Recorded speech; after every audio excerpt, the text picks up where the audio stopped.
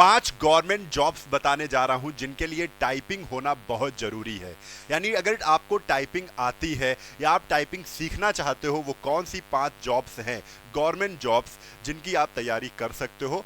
आने वाले समय में ये पांचों गवर्नमेंट जॉब्स आपको देखने को मिलेंगी। आपके पास पर्याप्त समय है जिसमें आप टाइपिंग भी कर सकते हो और इसके साथ साथ आप अपनी पढ़ाई भी कर सकते हो। और आपको पता है जो टाइपिंग वाली जॉब होती है उनकी कट ऑफ भी कम ही रहती है। क्यों? क्योंकि उसमें आपसे टाइपिंग मांग लेते हैं और कभी कभी ऐसी भी जॉब्स हैं जिसमें टाइपिंग के मार्क्स भी जुड़ते हैं। ठीक है, तो पूरा वीडियो आप देखिए, 5 मिनट का वीडियो है जिसमें आपका पूरा माइंड क्लियर हो जाएगा कि आने वाले समय में वो 5 गवर्नमेंट जॉब्स कौन सी हैं जिनकी आप तैयारी अच्छे से कर सकते हो। चलिए, तो जैसे हमने आपको बताया है, यहाँ पर सबसे कम कट ऑफ वाली हम जॉब्स की यहाँ पर चर्चा करेंगे। जैसे सबसे पहली, बिल्कुल टाइम वेस्ट नहीं करना है और आपको वो 5 गवर्नमेंट जॉब्स हमें बता देनी है जिसकी आप अभी से नोट डाउन कर लेंगे और उन्हीं की तैयारी करने लगेंगे। और ये भी बता देंगे कि आप पांचों जॉब्स की एक साथ तैयारी कैसे कर सकते हो। ये भी जरूरी है जानना, क्योंकि आपको एक टारगेट नहीं करना। एक ही जॉब को टारगेट करोगे तो इसमें क्या हो जाएगा, आपको दिक्कत होगी कि अगर वो जॉब नहीं निकली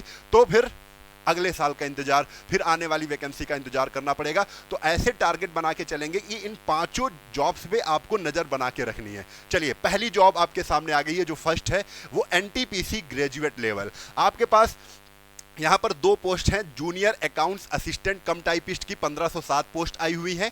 सीनियर क्लर्क कम टाइपिस्ट की 732 पोस्ट आई हुई है। ठीक है, आपको बता दें इनका जो फॉर्म भरने की अंतिम तिथि है वो 13 अक्टूबर 2024 है बेटे।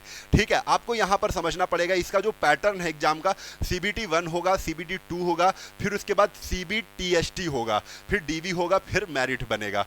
तो सीबीटी 1 में आपका मैथ, रीजनिंग, जीके जीएस पूछा जाएगा जो 30-30-40 नंबर का, यानी कुल 100 नंबर के क्वेश्चन होंगे, 100 नंबर मिलेंगे। 1/3 की माइनस मार्किंग होगी। आप सीबीटी पास करने के बाद आप सीबीटी 2 में पहुंचेंगे जिसमें मैथ्स 35 की, रीजनिंग 35 की, जीके जीएस 50 की, यानी कुल मिला के टोटल 120 क्वेश्चन पूछे जाएंगे। निगेटिव मार्किंग इसमें भी 1/3 की है और जो टाइम है आपका वो 90 मिनट में ही 120 क्वेश्चन करने हैं। उसके बाद ये टाइपिंग टेस्ट आ जाता है जिसमें टाइपिंग टेस्ट में या तो आपको हिंदी टाइपिंग आती है ग्रेजुएट लेवल के लिए, या तो आपको हिंदी टाइपिंग आती है तब भी चलेगा, या तो आपको इंग्लिश टाइपिंग आती है तब भी चलेगा। एक ही टाइपिंग पूछी जाएगी।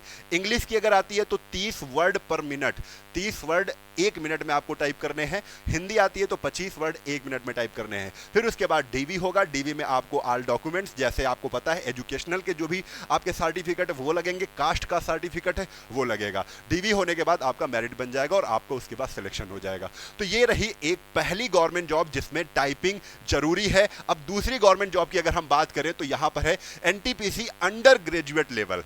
अब इसमें टोटल पोस्ट कितनी है भाई? अकाउंट्स क्लर्क कम टाइपिस्ट की पोस्ट है 361 पोस्ट आ रही है। जूनियर क्लर्क कम टाइपिस्ट की पोस्ट है 990 पोस्ट है।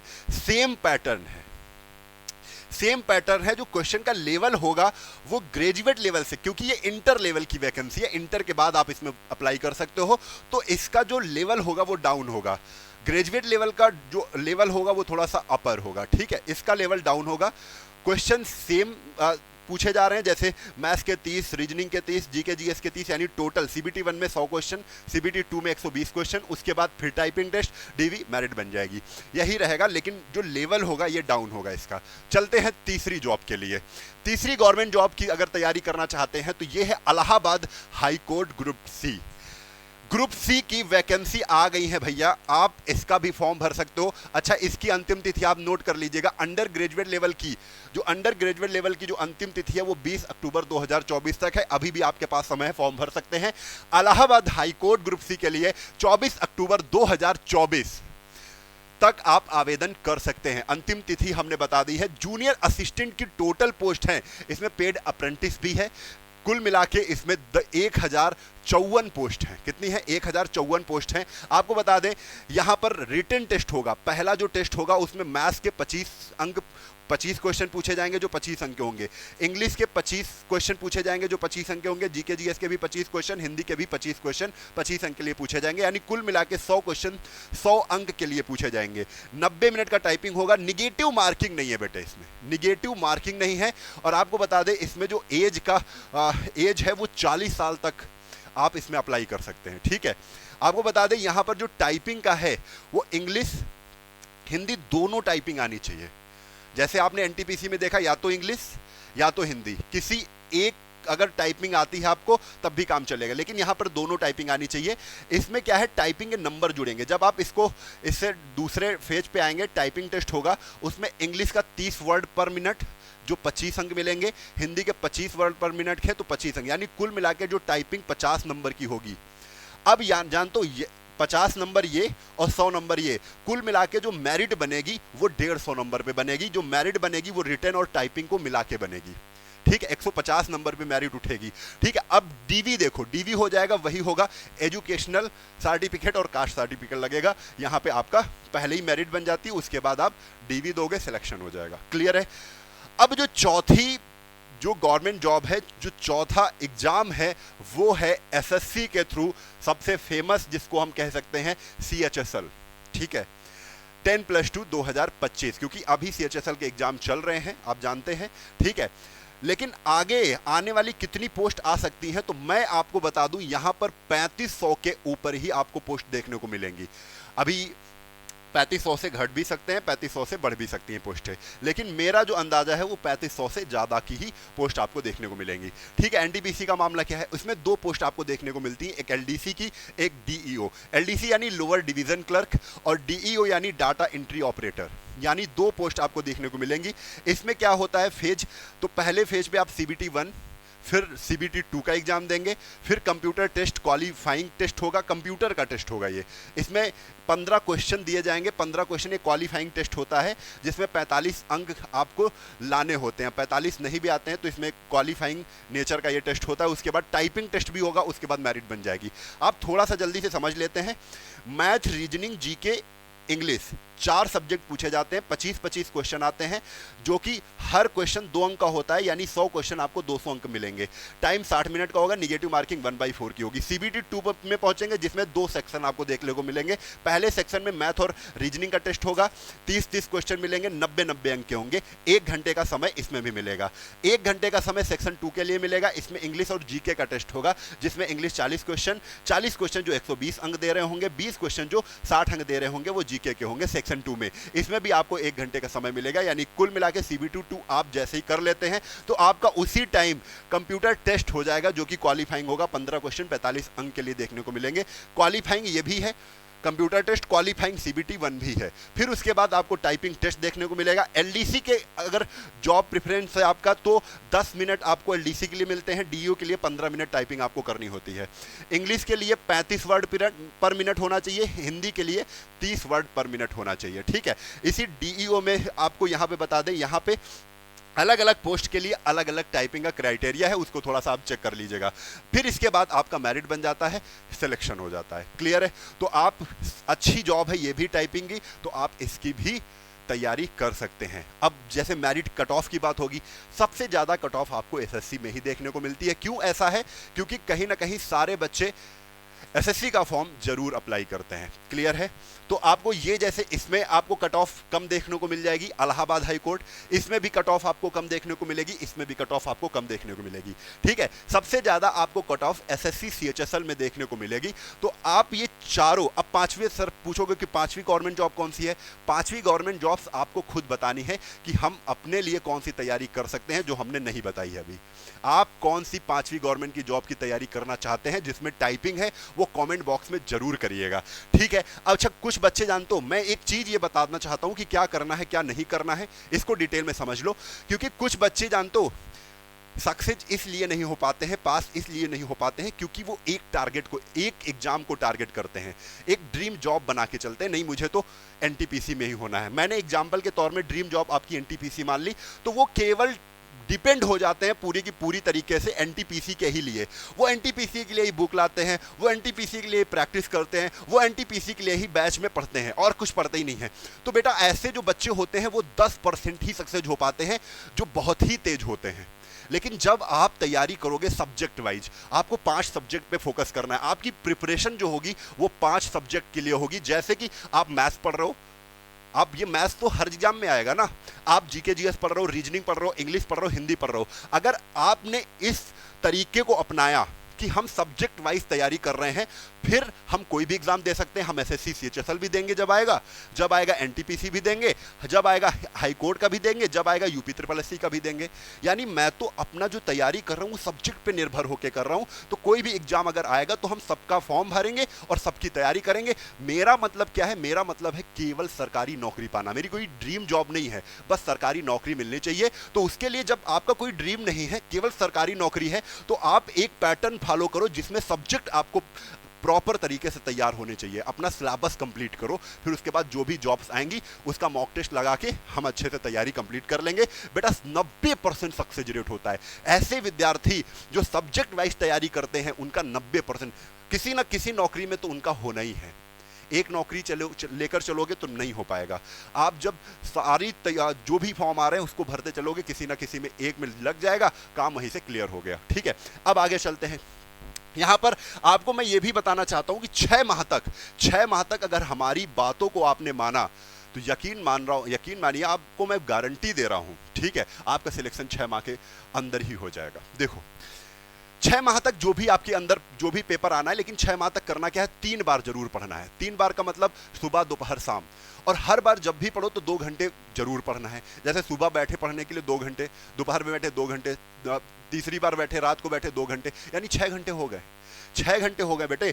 अगर 2 घंटे से ज्यादा 3-3 घंटे की आदत आपने बना ली तो 9 घंटे हो गए। अगर आप पढ़ना ही है ना 6 महीने तक, आपको ये चैलेंज एक्सेप्ट करना है कि मुझे ये काम करने ही है।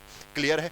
देखो सब्जेक्ट वाइज तैयारी करनी है आपको, मैंने वहां पे बता ही दिया है। 6 माह तक 8 घंटे से ज्यादा पढ़ने का डेली चैलेंज लेना है कि मैंने आज 8 घंटे पढ़ा कि नहीं पढ़ा। अगर आज 8 घंटे नहीं पढ़ा है तो ये जो चैलेंज आपने ब्रेक किया है उसको अगले दिन जरूर पूरा करेंगे। 8 घंटे नहीं, फिर 9 घंटे पढ़ेंगे। इस तरीके से आपको अपने से हर बार 2 घंटे से ज्यादा पढ़ें, कम नहीं।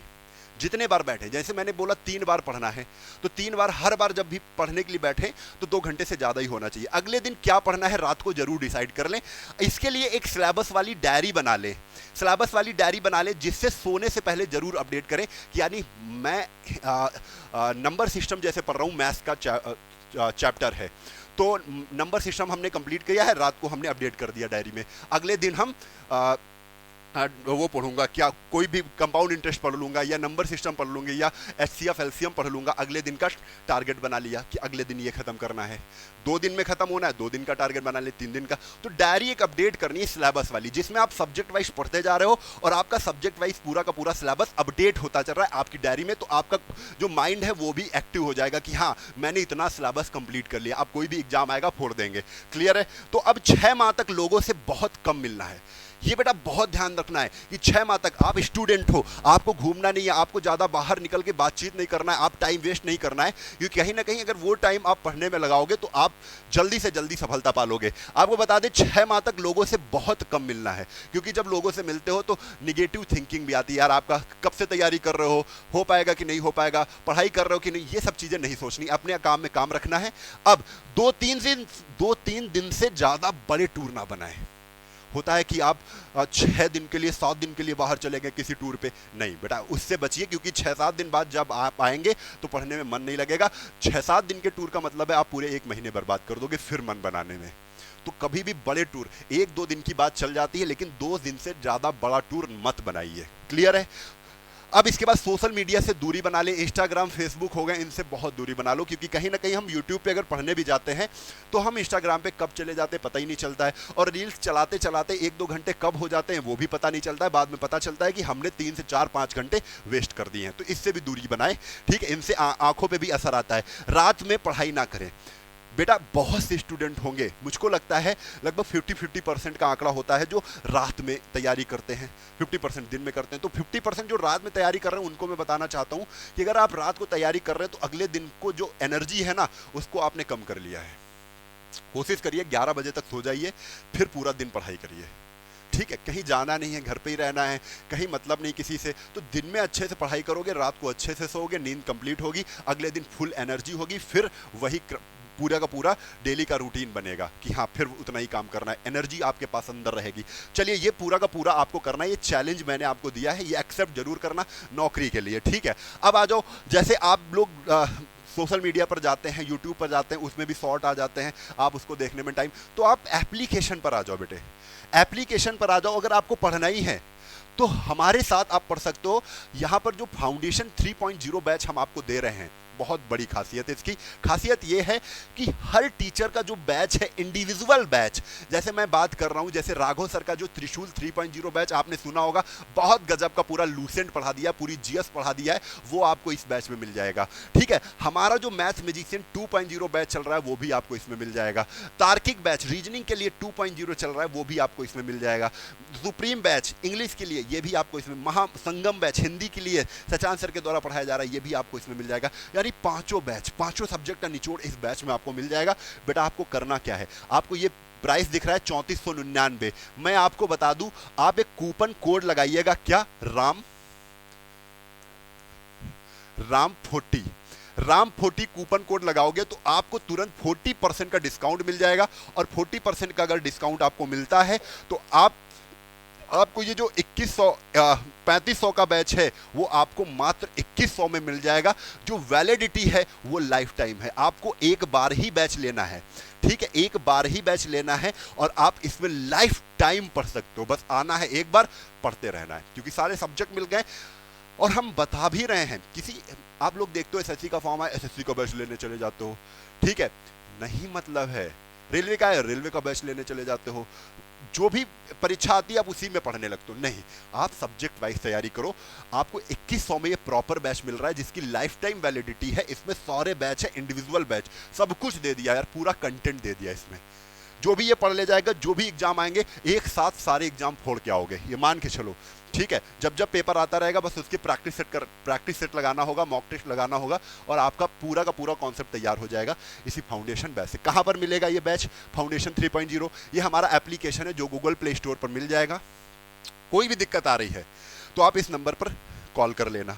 ठीक है, जैसे ही एप्लीकेशन डाउनलोड कर लेना, उसमें नाम और नंबर डाल के रजिस्ट्रेशन कर लेना। रजिस्ट्रेशन करने के बाद आपको ये इंटरफेस दिखेगा जिसमें पेड कोर्स में जाएंगे, आपको यहाँ पर बैच मिल जाएगा। इसको बैच को डाउनलोड करके बाय नाउ कर लेना, इसमें पढ़ना शुरू कर देना। एक बार जुड़ना है, हमेशा पढ़ना है, फिर कोई बैच की आवश्यकता ही नहीं पड़ेगी बच्चे। ठीक है, तो आप लोग कमेंट करके 5वें जॉब के बारे में बताइए जिसकी आप तैयारी करना चाहते हैं, जिसमें टाइपिंग आती हो। ठीक है, अगर हमको वो जॉब अच्छी लगेगी तो उसके लिए अगला वीडियो हम आपके लिए बनाएंगे। और ये जितनी भी जॉब, 4 जॉब्स के बारे में हमने डिस्कशन किया है, जिसको टाइपिंग आती है बेटे, उसके लिए जरूर शेयर करना है, आपको जरूर शेयर करना है। वो चाहे आपका रिलेटिव हो, चाहे दोस्त हो, कुछ भी हो, आप व्हाट्सएप ग्रुप हो उसमें जरूर शेयर करिएगा। इतना आपको करना है। ठीक है, आज के लिए बस इतना ही। कल फिर एक नई जानकारी के साथ आपसे जुड़ेंगे। तब तक के लिए जय हिंद, जय भारत, वंदे मातरम, इंकलाब जिंदाबाद, भारत माता की जय।